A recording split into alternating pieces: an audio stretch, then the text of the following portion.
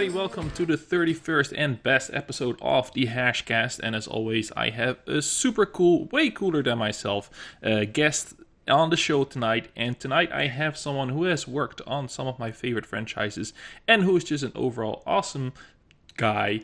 Josh Tsui, how are you? Do I pronounce your good. last How name you guys right? doing? Because when people mispronounce Tsui, okay, close. Yeah. No. Yeah, Sway? it's actually pronounced Okay, like well, that's sway, why I like wanted to get it right, because I Sway. have a Yeah. Dutch last name and people always butcher it as well, so I want to extend the honor of doing it correctly. So, Josh, I've been following your career unknowingly for quite some time, and now this week I have followed it like very in detail because I was doing all my research. But for people who might not know who you are, can you tell us who are you and what is it that you do? Wow. Okay. Who am I? That's a good Yeah, question. I'm still trying to find myself. So let me see how I can answer that.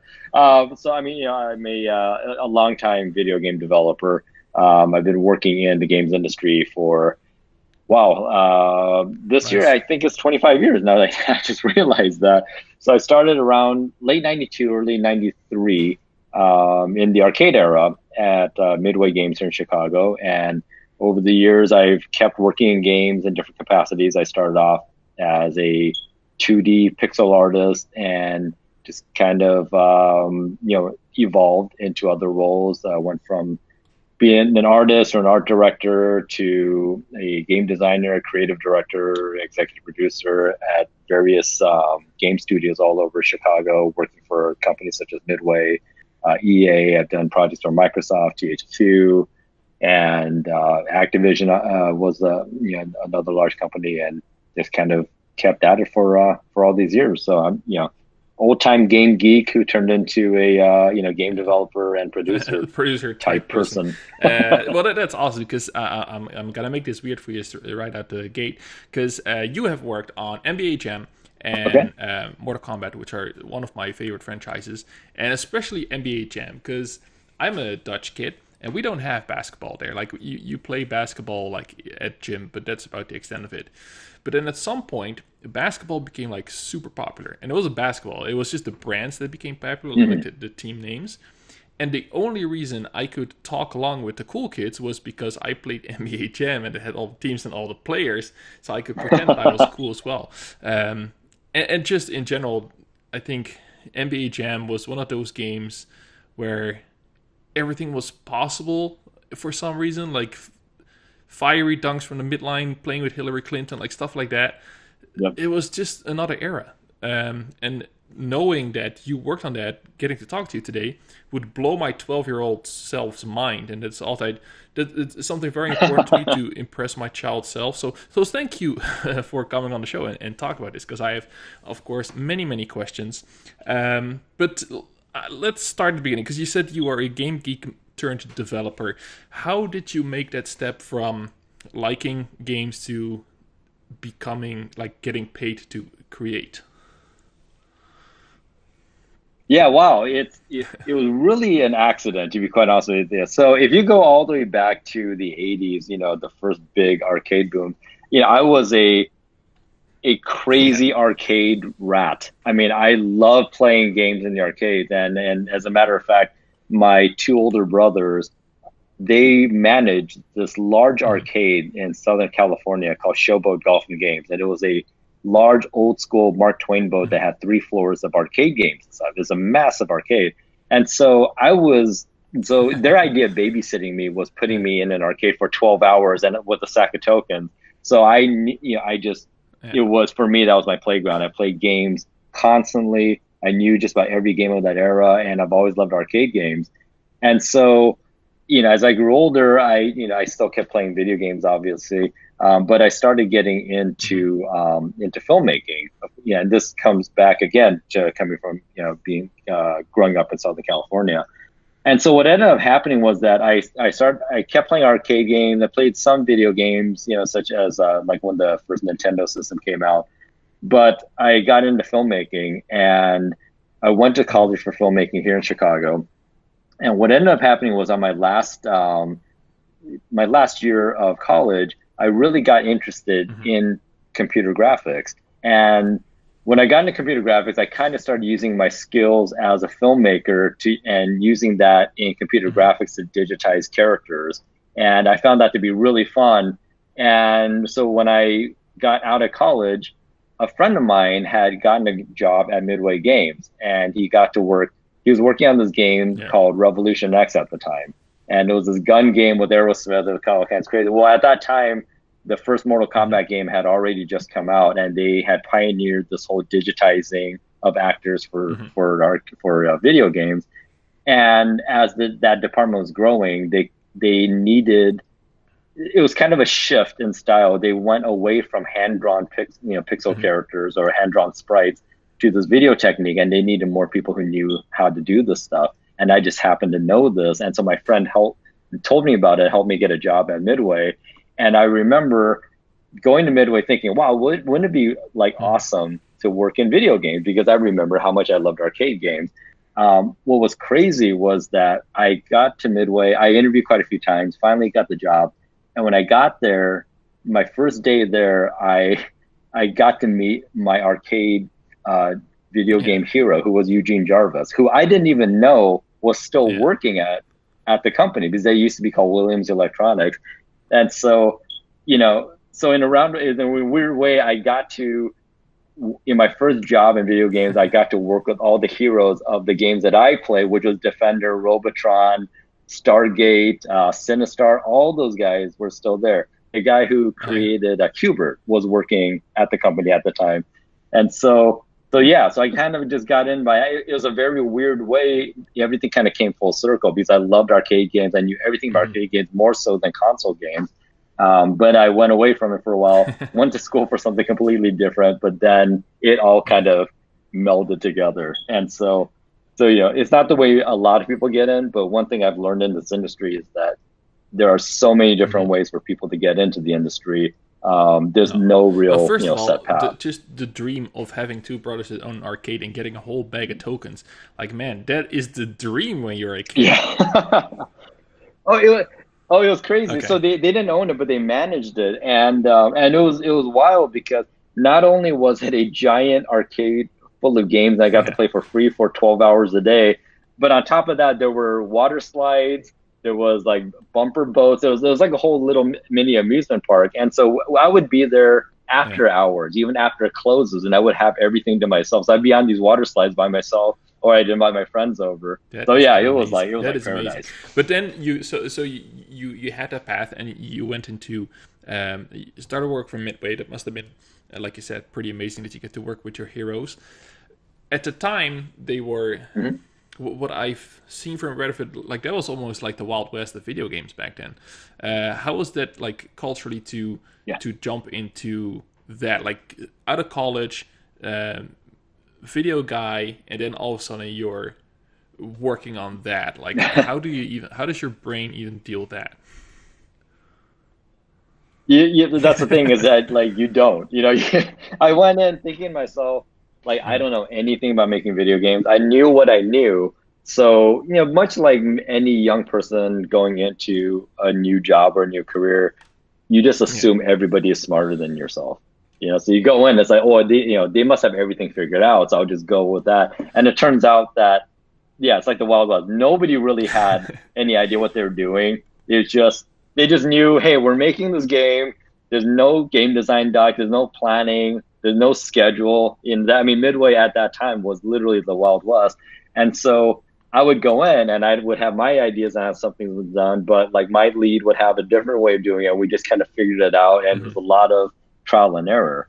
And there was no, back then the industry was still fairly young. So there was no college for this stuff. There were no online courses or anything. It was, you just went in and you just did your job. And if you made a mistake, you just tried to fix it as quickly as possible. So, so it was interesting. I mean, there was a lot of educated guessing. What would your day look like? Like, what was your role exactly on because development is so broad. Like, there are so many things you could do. Like you come into your work. What would that look like? Like you sit down and then what? Because I'm always curious to hear like the amount of effort that goes into these things that I have no idea of. So I'm just curious to see what your contributions are there, like, specifically. Sure. Yeah. So a good example, the very first game that I worked on was with the NBA Jam team. So at that point, NBA Jam had Hmm. already come out, the first version of it, and the team moved on to do this WrestleMania arcade game. And so let's say a typical day is I go in, and this is like the most surreal thing. I go in and let's say Hmm. we have a wrestler in town from the Hmm. WWE. Back then it was called the WWF. So let's say Bam Bam Bigelow shows up and Yeah. it's his day for shooting. We're going to shoot him for 2 days in the studio. So we're literally, in the studio for about 8 to 10 hours, sometimes 12 hours, just shooting Yeah. him doing different moves. And there's literally hundreds of moves because let's say hey, we need you to do a punch. You need to do a punch at Yeah. 4 to 8 different angles because if you're walking with the joystick and you're pointing a certain way, we need to make sure we have all those angles. So you sit there, do a punch. Now rotate 90 degrees, do a punch. I rotate 45 Yeah. degrees, do a punch over and over again. And so I'd be sitting behind the computer, hitting the record button, watching him do his move, hit stop, and then I would try to find the frames that we're going to use in the game and make sure Hmm. that it cycles correctly, all this stuff. All right, so that's the first, 8 hours or so. And then the rest of the time is we take that material and me and the other artists that were on the game. And you got to remember back then, these teams were only like maybe 5, 6 people if you have the luxury of a six Yeah. person. So these are like very small teams. So we would shoot the video, take it back to our computers, and then pixel by pixel with our Yeah. hands, take out the background. Okay, so we had like Hmm. some blue screen keying, but a lot of it was just hand done. So we would go through hundreds of frames by hand, cleaning it up, and then adding up touch ups. And we didn't have Photoshop back then, so we had these crude tools Yeah. to make them look as good as possible. And we would work minimum 12 hours a day on the stuff, and then the next day just repeat it over and over again. But like we get the art done, goes to the programmer puts it in, and they animate it to see if it looks right. If it doesn't look right, it comes back to us, and we sit there and keep tweaking it. And my early days was literally just that. Like if we weren't shooting somebody, we were sitting there in front of Yeah. our computers, literally pixel by pixel, using the arrow keys on the keyboard, moving the cursor around, cleaning up the sprites, adding in details, Yeah. boosting up the colors and things like that. And I think my first almost 2 years was just that over and over I again, can and I imagine. still I can have imagine. nightmares about Also, it. that's gonna be a fantastic clip out. Like if we weren't shooting anybody, we were just sitting at our computers. Um, That's it, yeah. Yeah, yeah. it's a very Yeah. romantic view But of game development. it's nuts though, That's why because there's never. like Oh, go these ahead. were giant titles that people that are my age, at least, there's people listening who have no idea who Bam Bam Bigelow is, but like just look it up. It's amazing. Those were the glory days. Um, like people still remember these games, and it's just crazy to me to think that these are made, like you said, by five, maybe if you're lucky, six people, and they were successful. Like people love that Yeah, stuff. Now we have games made by thousands of people, and we go at him like, yeah, I don't like the way the head looks or it clips through his guy. Like, like that was a different time. But you've worked on modern games as well now. How did that shift happen? Do you think is it just more money being made, or is it like I don't know? Everything grew so fast. yeah, yeah. I mean, I think in my opinion, it's a few different things, but I think one of the main things is that for a lot, arcade games by Hmm. nature are very short. You want to have people go in, have a short burst of gameplay, and then make them pay Hmm. money again to keep continuing. So most arcade games, even the ones that are No. story driven, are not very large. So let's say, if you were to spread out a large arcade game, it would, total time would Yeah. be probably 45 minutes. Hmm. You're lucky if it's really an hour. And so, but in that time frame, they're designed to make you sink in 50 cents Hmm. every 45 seconds. That's how they make their money. So I think once the console started getting more powerful, the Hmm. game design shifted. Suddenly like the PS1 comes out and you have a game like the first Tomb Raider or the first Metal Gear. Suddenly you have storytelling. People, the game design doesn't have to be You have to hit restart every 45 seconds. Somebody bought the game, paid $40 to $50 for it already. It doesn't matter. Now it's like the difference between making a short film and writing a novel. So suddenly games can be larger, it can have story, and people start expecting more out of it. And because of that, and because they're on CD-ROMs, you can put a ton of content on there. And so once the scale got so big, now teams have to get larger to support it. And as an example, when I say back at Midway, back in the day, we had very small teams. Every person on the team did multiple jobs, and we didn't have producers. It was literally, we really didn't have game design, like the traditional type of game designers. So our programmers, our artists, all of us, we were all game designers. And so there's very little room for any other position. There was no organization, for better or for worse. So, but now when you get into the larger games with the consoles, you have a large team. Well, once you have a larger team, you have to start bringing in producers and executive producers and management to kind of take care of everything. If you have people doing artwork remotely in some other country, well, somebody has to make sure that they can keep track of it. You don't want your art person trying to keep track of that and make art at the same time.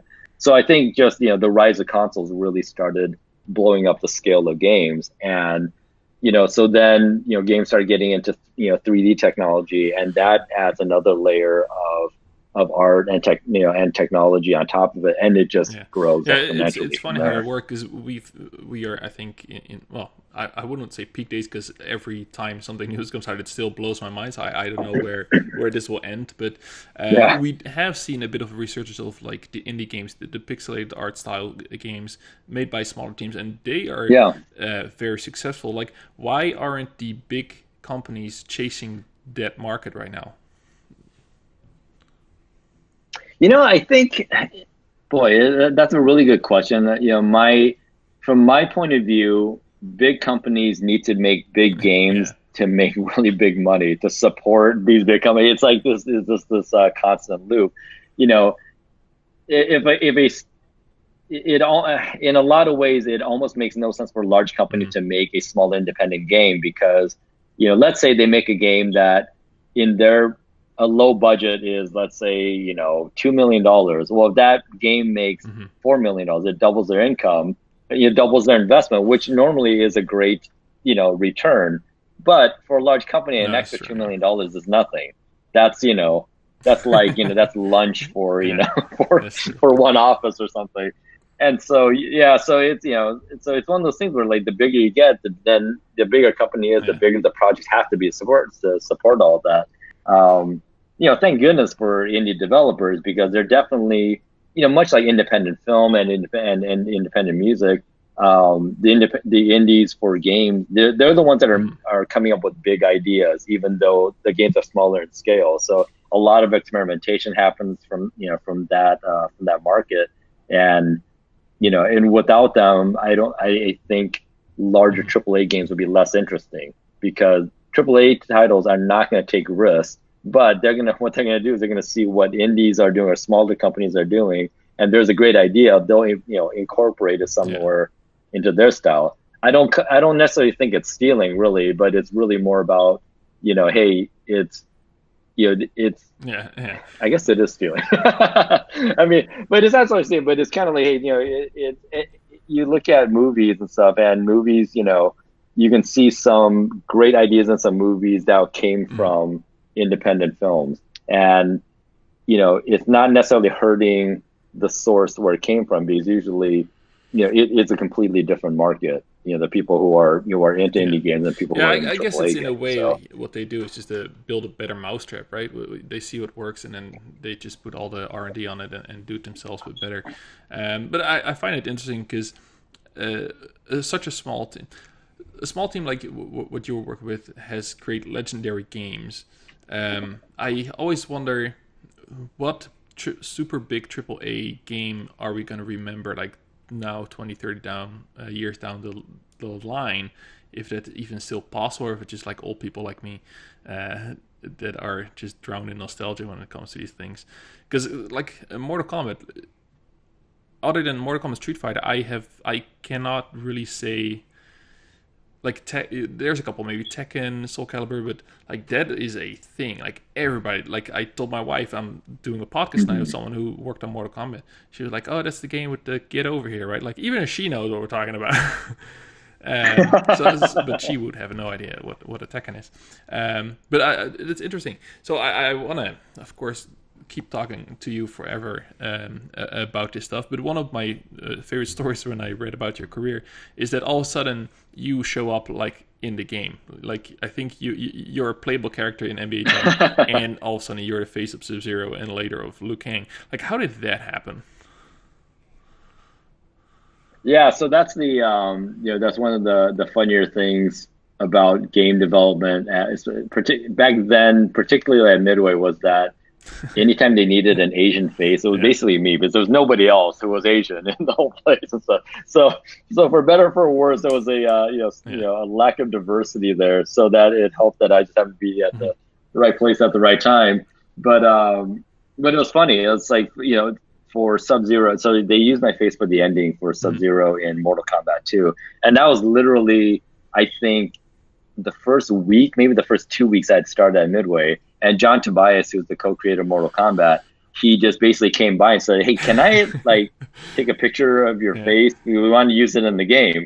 And I really kind of didn't know what they were gonna do, but I'm like, yeah, sure, I just started. I'm not gonna say no or anything. So they take the picture, and it just seemed like such a nonchalant thing at the time. And then, like decades later, it still keeps popping up. And so super fun. But it's, like Liu Kang's the same thing. It's, Dave Mikchich, who ended up being my business partner in the two studios that we founded. He was the lead character modeler for Mortal Kombat 4. And once again, it was just like, hey, we need a face for Liu Kang. Can I take a picture of your face? No, now I'm going to texture map it on there. And I was like, yeah, fantastic. I'm there. That's crazy to me, because these guys are mocap, right? There's martial artists behind this that are doing the moves, and they're being put in the game. And then they just put someone else's face on it. Like, how does it even... I guess it's like a contract that you can do that, but like, aren't they mad that it's your face now instead of the guy that put in all the sweat for Liu Kang's fireballs? Yeah, I never thought about that. Yeah, I'm taking all the glory, so that's okay.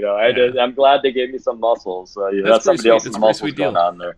But yeah, exactly. I'll take it.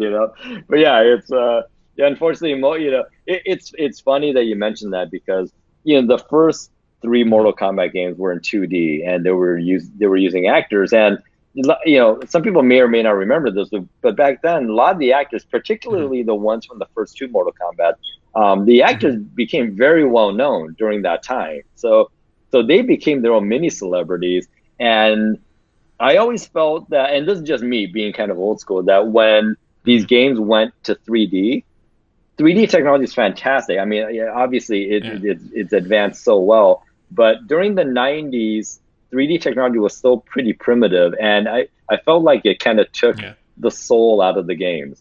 I really liked seeing the nuances of an actor being in the games themselves, and it's funny because the cast of the first few Mortal Kombat, because they were real actors, real life people, they're super unique. They're in all the video game history, they're the only video game actors that are actually pretty well known. There's no other game can ever claim that. So I always thought that was a fun little thing.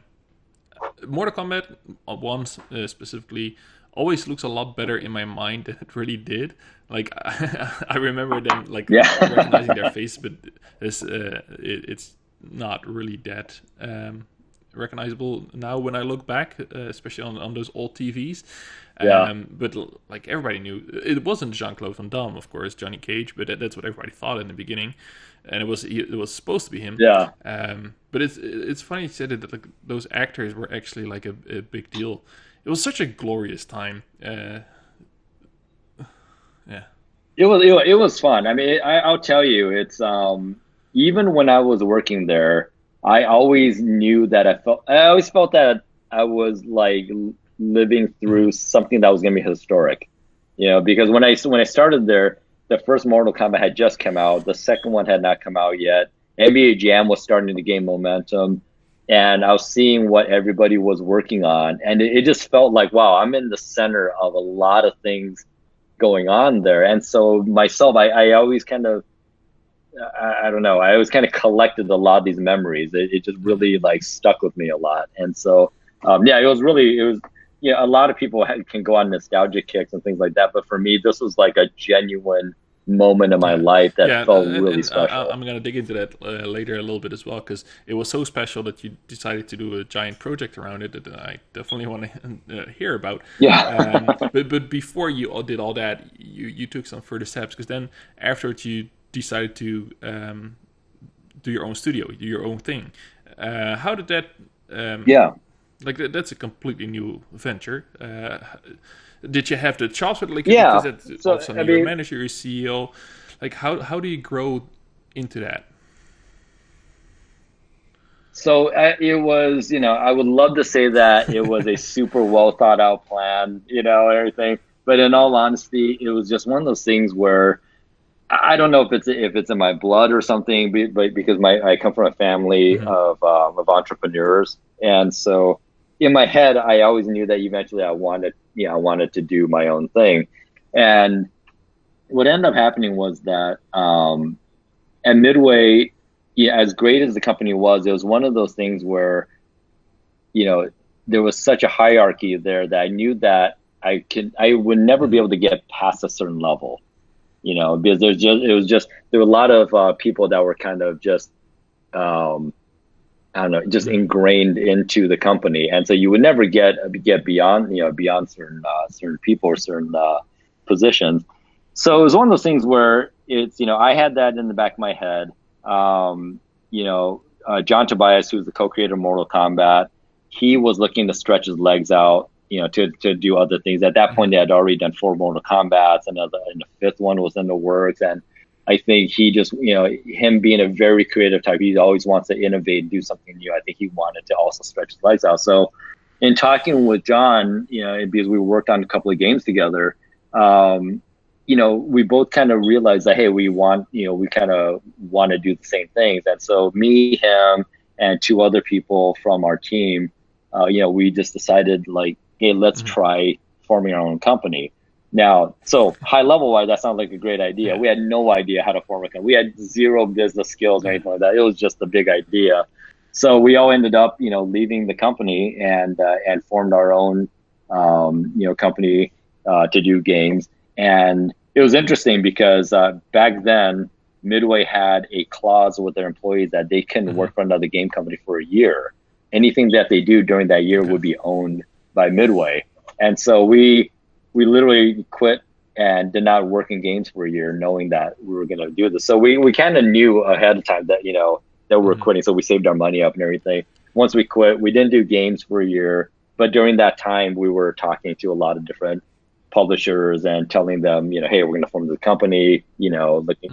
looking to do some projects, things like that, and that's how we landed the deal with Microsoft, because Microsoft was about to Hmm. release the first Xbox, and it looked like they had a lot of games already planned out, but it looked like they were going to need more product, and so we talked with them, and they helped basically Hmm. fund our first studio, and that's how we did Tao Fang Physical Lotus Okay, for that's the pretty first cool Xbox. because and all of a sudden you're the man in charge. How long did you do? How long did Yeah. you go for with those two? And so with Studio Gigante, it was about 5 years. We did 2 games, which Hmm. was Tao Fang for Microsoft, and then we did WrestleMania Hmm. 21 for THQ right after that. And so that was like, that was again, it was one of those things where, hey, we started up our own company and we were just making stuff up as we were going. We were learning things as we were going. I'd never been a business person before, and had never hired people, so we just learned a lot as we went, and it ran its course. We learned things. We had a good time and stuff. But at that point, towards the end there, the first Xbox and the PS2 Hmm. were kind of about to run their course. And what usually ends up happening is that between console transitions, before the 360 came out, the PS3 came out, independent studios such as ourselves would have a hard time getting projects, because at that point, the companies such as Microsoft and Sony, they're going to tend to throw more money in their internal resources. And so we kind of hit a dry spell, and we saw a pretty good opportunity at EA opened up a studio in Chicago, and they were doing Fight Night. They were doing the Fight Night franchise, and they were about to start on Fight Night Round 3. And we thought to ourselves, hey, there's a good chance we're going to close our studio down. But these guys over at EA Chicago, they might end up picking up the whole team. And so it was kind of good timing, where we closed our studio and almost everybody went to EA Chicago to work on Fight Night Round 3. And had that not happened, I don't think Fight Night Round 3 would have ever came out, because that game was made, I think, in under a year, and they were severely understaffed. And so we came in and we were like this large infusion of talent to help get that game done, and that's how we went from Studio Gigante, and that's how I ended up at EA Chicago. The Fight Night games in general, they are often showcased as like state-of-the-art graphics, with the sweat effects and everything. So that must be pretty cool to work with. But before that, on your own studio, you also did WrestleMania. Like, how do you get an IP like WrestleMania to be able to make a game like that? Is that like context you already had from your previous work? Because that's kind of a big deal, that you can just do whatever you want with those characters. Yeah, we got. So are you talking about the very first WrestleMania or the second WrestleMania? Oh yeah, so that would be the second one. Yeah, and it's kind of weird that I did two WrestleMania games. Sometimes I forget that. So what ended up happening was, I believe once we made the Microsoft game, the Tao Feng game, the thing about that game was that it was Xbox exclusive, which gave us a huge advantage because we didn't have to worry about porting it to the PS2, and so we were able to squeeze every ounce of power out of the Xbox. And if you ever see Tao Feng, and of course I'm biased about this, but some of the stuff we did in that game was like for its time was really advanced. And that's because it was just an Xbox game. So what happened was that game came out, it got a lot of notice, especially for its graphical powers. And from what I remember, people at THQ were looking to find a fighting game team that knew how to harness the power of the first Xbox, because they wanted to make this WrestleMania game for Xbox only. And so I think they saw Tao Feng and got a hold of our agent, who might have had some relationship with them from before, and that kind of just came together that way. I think had THQ been looking for a team that was doing both Xbox and PS2 games at the same time, they probably wouldn't have noticed us. But I think it was like, hey, we want to find somebody who knew the Xbox really well. And so I think that's how that came about. So I also want to talk to you about your new project. But before we make the switch from games to movies, I have two questions. One is from the patrons, Hunter Pearson. He's a nice guy, but he's a bit of a troublemaker, because he asks you, like, what if you have to choose? And we'll put it in the context of when you were with Midway, Super Nintendo or Sega Genesis? Oh, geez. It depends on which game, So, yeah. So, all right. So if you're talking about like a Mortal Kombat, it's going to be Genesis, because of this. It plays as close to the arcade version as any during that era. The graphics don't look nearly as good. And it's not just the blood. Obviously, you have the blood on the Genesis, but the speed, the responsiveness of the Genesis was much better than the Super Nintendo. Now, with that said, I love Super Star Wars on the Super Nintendo. I love Yeah, it's so good. I loved Aladdin from Virgin Games back then, because the animation was just beautiful. Donkey Kong Country obviously was great. So it depends. I would say that outside of Mortal Kombat, I probably played more Super Nintendo than Genesis. Because coming from an art background, I really loved the visuals that That's a Nintendo had pretty back then. good answer, by the way. Like that is he's trying to get you, and then you come with a beautiful answer like that. For me, like I didn't have the Sega Genesis, but I would go to the department store where they had the Sega, and it would play Mortal Kombat, and like the cool kids would know the blood code that you had to put in. So that was my life Oh with yeah. Mortal Kombat on the Genesis. I also have a very specific question for you on Mortal Kombat 2. So. Sure. Everybody's calling me crazy, but when I was a kid, I played Mortal Kombat 2, and I lost the game, and then Scorpion did a fatality on me that I've never seen before, and it wasn't in the move list. It was so weird, and every time I talked about it, people say like, no, that move's not in the game, where he like cut your throat with his hook and then cut you in half. What happened? Did I imagine that, or was it like were there like secrets in that game that have never been revealed before? From his hook and No. man, I've never seen that. I'd have to ask Tobias about this to see if he knows, but I I've know not that's seen that. what To be honest I with feel you. like I'm taking crazy pills, Josh, because I swear to God it happened to me, and every time I talk about it, like, no, I've never seen it for that. What are Yeah. you talking about? I'm gonna see if I can find a video. Wait. Yeah, it's funny you mentioned that because in interviewing Tobias for my documentary, he talks about how people would come to him Yeah, all the time with stories like that, and and he sometimes just doesn't have the heart to tell them that, like, yeah, I think you might have imagined it.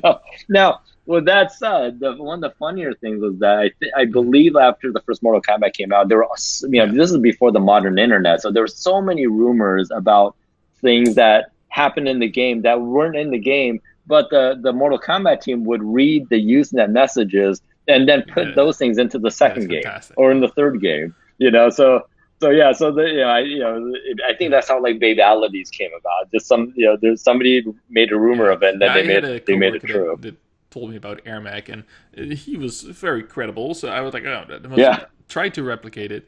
And one of my favorite stories in the Netherlands was we had this magazine, Power Unlimited.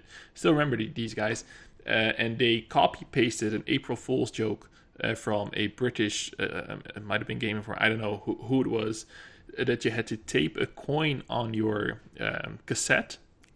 So it would be slightly heavier, and then you would reach a chip in the thing, and then you would have put in a super complicated code to unlock like secret fatalities. And they printed it. They printed it oh my as God, fact. Yeah, that was wow.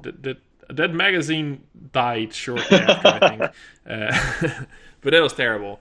So yeah, but I'm glad to know that there are maybe secrets that have. And maybe I'm just crazy. I'll have to talk to Tobias when I have the chance, if I ever see him, or maybe just look it on Yeah, YouTube. yeah. But the good segue there, because now you have done movies, you've done films, you're working on finalizing a big one. I've seen the trailer.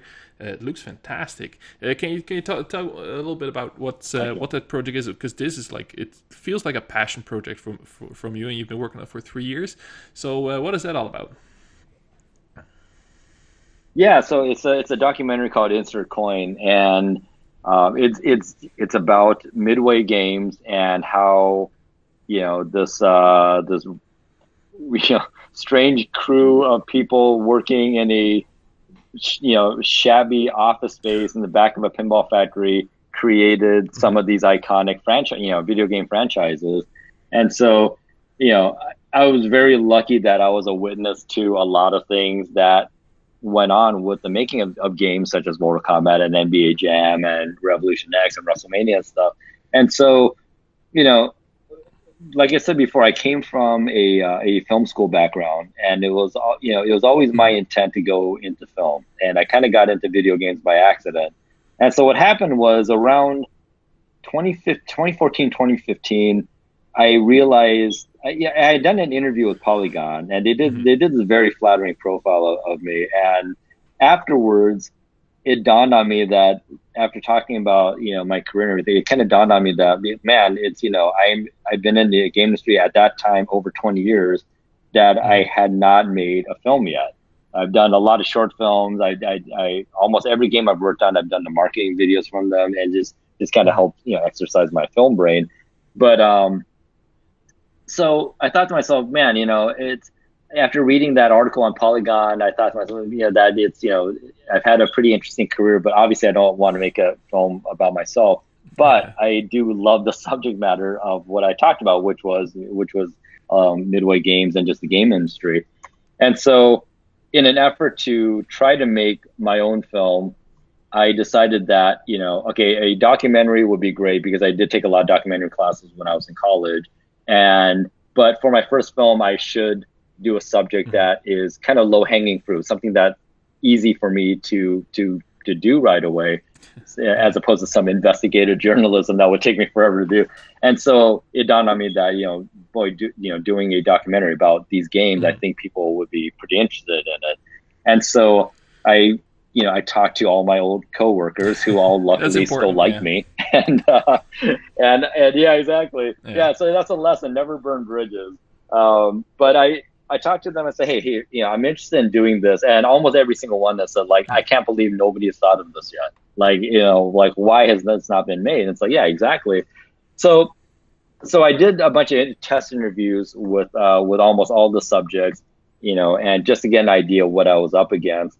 And I was really unsure if I was going to do this or not. And so I did a Kickstarter with it, and it did extremely well, better than I thought it was going to be, which basically committed me to actually making the project. And so from there, I had to basically reshoot the entire film, which was always my intent, because I wanted to make sure that the first version of the interviews were really the warm up to kind of figure out what the story was going to be.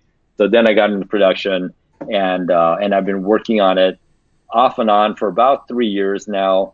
And in the last year, I really started getting more full time into it, just to really get, to just get real serious about it, to get it done and out.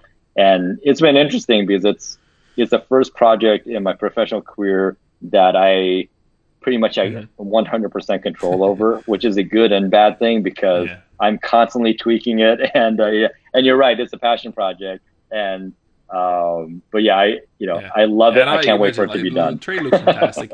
I'll link it in the article as well, because I think people are gonna love this. But you've been working on this for 3 years. You had a very successful Kickstarter. Do you get like investors on board on this? Because it's a lot of work for like, even with the success of the Kickstarter, like, you have to live and how. Yeah. No. Like, I'm just curious, go ahead. How much backing do you have for something like that? Because I think people are gonna love it. So I wonder if people are on board from the beginning. Yeah. No, thanks. Yeah, thanks. Yeah, no. Obviously the Kickstarter funding helps immensely. I put in a ton of my own money into it, and obviously a lot of my own time. But it's one of those things where, because it's a passion project, I want to make sure it's done right. And so that's why I've been really taking my time with it. And I think I've recut this thing, a million times now. I mean, I have so many different versions of this film at this point that at one point I was almost going to turn it into a series, because it was just getting there were so many stories, but I had to kind of discipline myself. But yeah, it's, I've invested a ton into it, and it's one of those things where, obviously I wanted to be successful, but I wanted to get out there and just be a very well produced film that anybody would enjoy, not just the hardcore audience that knows these games, but anybody who just even has heard of these games. They get an opportunity to find out, what went on behind the scenes, how one game led to another, how even the video game industry has evolved over time based off of this time capsule, of how are you going to 90s. distribute this film? Is Netflix interested yet? Because this looks like perfect for Netflix right now.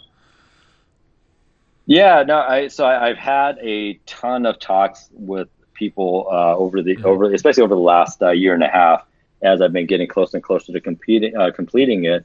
And so I'm keeping myself completely open. Obviously, Netflix or Amazon or Hulu, any of those platforms are super great, but there are also, it's interesting. One thing that I've learned as I'm making this film is that the film industry has changed a lot in the last 5 years. And so the methods of distribution are like there's so many different ways of distributing these things and being very commercially successful at it. So I'm keeping a very open mind, because when I first got into this, my original idea was I'd make the film, I'll find an agent, or a distributor, and just they'll take it over and they'll do all the work and and everything else.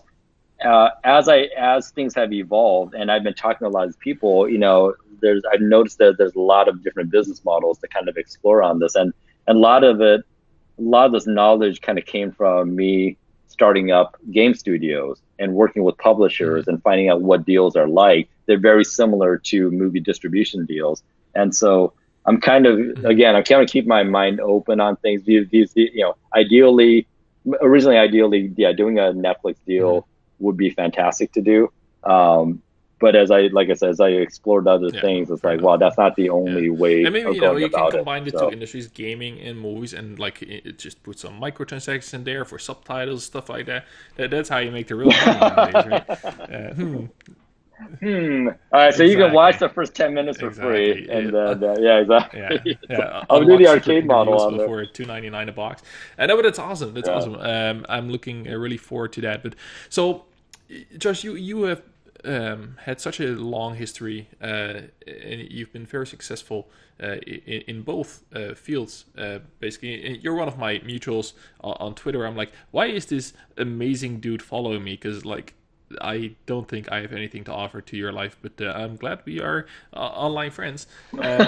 So, I can see how if people are listening to this, they can look at your career like, wow, this is very inspiring. I'm gonna do all this. But do you still have role models being as successful as you are and where you are in the space right now? Boy, yeah, I mean, yeah, most definitely. I would say quite a few different role models. I would say that if I were to pick one right off the bat, it would be Eugene Jarvis, who we call him the Godfather of video games. And he back in the very early 80s, he started off with the game called Defender, which at that time sold 55,000 units at about $3,000 to $4,000 a pop. I mean, think about just how much money that is. But the thing about Eugene is that he is still making games. He is right now is the most successful arcade game manufacturer in the world. Yeah, to this day. I mean, they just came out with this gigantic Halo arcade game that is just killing it out there. And so you're talking about a career that spans almost 40 years, and he's always done it his way. It's when the arcade industry died in the 90s, he didn't go make home games. He stuck with arcade. He decided, you know what? If arcades are dying, there's still going to be arcade games. So if all the other companies are dying, I'm going to stick around and I'll pick up where everybody is dropping off. And so that independent spirit that he's always had has always been something I look up to. And again, going back to that first day of working at Midway, meeting him for the first time, that guy, besides the fact that he's just a crazy madman, just super humble. I mean, it's like he just came in, hey, how you doing? And pat me on the back, and I was just like dumbstruck. I can't believe this is Eugene Jarvis, but he was just like any other person. And in my day-to-day, interactions with them, around the studio back at Midway, it was always that way. You would have never known that this genius, who was also incredibly wealthy, was somebody special. It was just another person that was just hanging out and talking stupid things with us. So great guy. He's in the great book of video game history. He should be chapter awesome. 1. I have such a blind spot for arcade games nowadays, because the only arcade games I see is when I go to like this place with my daughter, and they have like all the gacha games where you put in your tokens and you can find a at the end of the tunnel. But there are still arcade games being made, and they're like highly sophisticated, and they're all experienced with the big guns and everything. I wish we had a cool arcade where I live, but I live in the boonies, so that's too bad. But what is your like? I have one very specific favorite arcade game, but what would yours be if you had to pick one? Yeah. Wow, boy, one specific. Oh my gosh, I would. Yeah, I'd have to say two. My favorite Yeah. older arcade game is Robotron. And twin stick shooter, just pure Yeah. adrenaline, and it's a Eugene Jarvis game. I remember playing it for the first time, just thinking like I just remember playing it for the first time, and afterwards just being in a puddle of sweat, Yeah. and then going right back to playing it again. And I still play it to this day. I'll go to some bars nearby that have the machines, and I'll play that nonstop. Um, so that's one, and then Yeah. I love Mortal Kombat 2. Out of all the Mortal Kombat, that's my favorite one. I hadn't. It's funny. I hadn't played it in a very long time, but it was one of those games that I Yeah. got really, really competitive on, and so I hadn't played it for a long time. And I was at a retro game show about a year ago, and I started playing again against some people. And Mhm. man, I felt that blood coming back again. I mean, I was like, Yeah. got that competitive spirit, got the trash talking and everything. Yeah. Oh, and then I got to say NBA Jam. To be honest with you, out of all the video games, arcade games ever made, NBA Jam I think is probably the closest to a perfect arcade game because it Mhm. appealed to so many different people. Like people who don't normally play Yeah. video games love NBA Jam. Yeah, I run into people all the time who talk about it, and Yeah. so I think those three are That's pretty sweet. definitely Yeah. my I tops. think I've played Mortal Kombat 2 on the arcades, but I was probably a little too young to be hanging out too long in the arcades. All the big boys would just shoot me away. But my favorite arcade game of all time is Pod Racer, the Star Wars prequels game. Yeah, Oh it's God, that's something a about great the game. controls Yeah. that plays just so great when you're sitting in that box and you're using the handles. But yeah, Mortal Kombat 2, like I played Yeah. most of it on the Super Nintendo. But me and my friend, we played it in a very specific way. We had like a whole rule set around Mortal Kombat 2 where we would create tournaments with one or two friends. And the rule was if you have a fatality, your player is out. If you pull friendship, you get that players to your team. So we would all pick like 3 or 4 characters, and if you would pull off a fatality, he couldn't use that character for 3 rounds. So I have very fond memories of Mortal Kombat 2. So that's pretty Oh, that's sweet. But hilarious. I wish I could play NBA Jam again. That was such a good game. Just such a good game. Such a good game. I mean, it's just very social. That's the thing about it. I mean, yeah, you push people and things like that, but nobody walked out.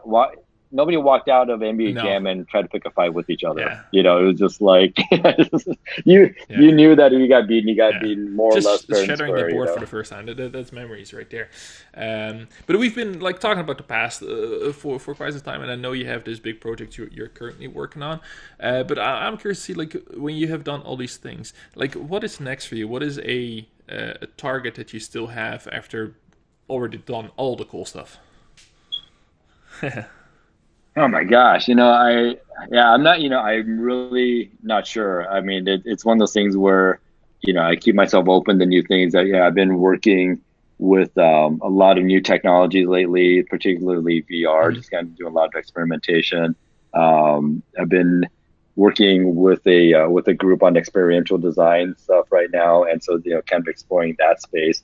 Um, it's interesting. It's especially when it comes to uh, you know, Hmm. like VR type of technology, whether it's with headsets or without headsets.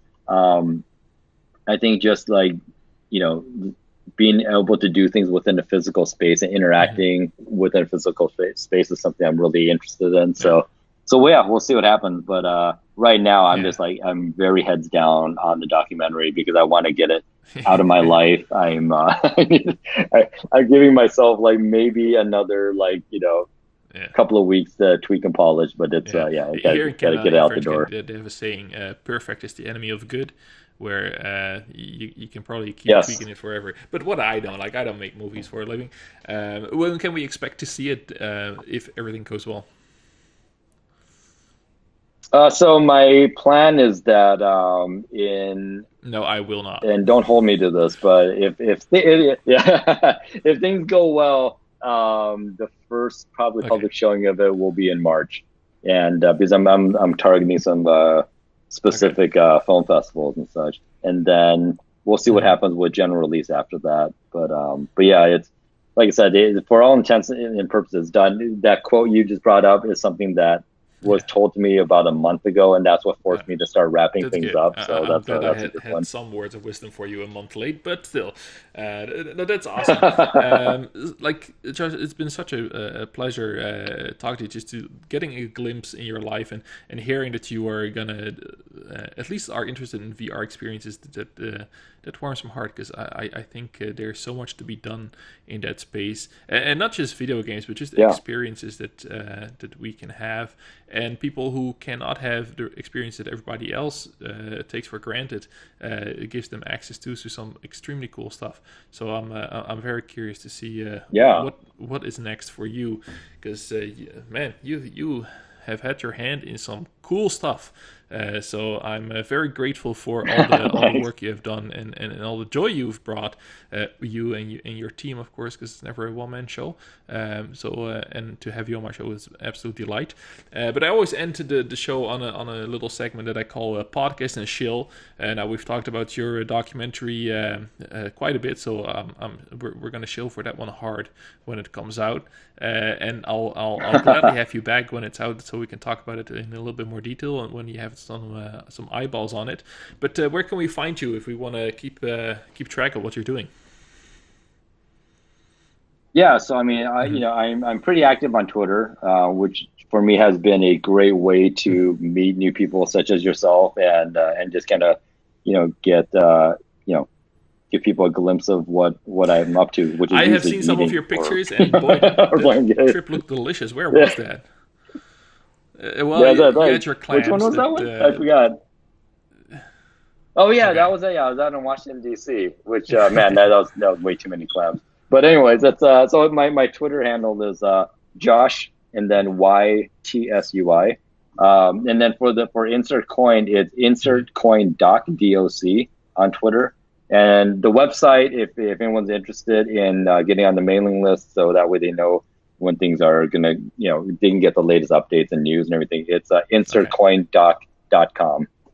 And I'm sure I'm somewhere on Facebook on there too. Yeah, but, I'll put a link to the trailer in the YouTube description at least. But this might end up on some iTunes. People don't know where they find it, so I'm glad they can find it through a link. And if you haven't seen it, I highly recommend checking out the trailer for this, because if you have any interest in video games and the history of video games, this is going to be right up your alley. So that's fantastic. And for me, if you're listening and you have no idea who I am, then welcome to the show. This is the Hashcast, and I am the Hashtagonist, or as people call me. And you can find me on Twitter at the Hashtagonist, and pretty much every other channel from there. And thank you for tuning in. Thank you again, Josh, for coming on. I really had a great time talking to you. If you're still listening to me ramble at the end of the show, thank you for tuning in, and we'll be back next week with another cool guest.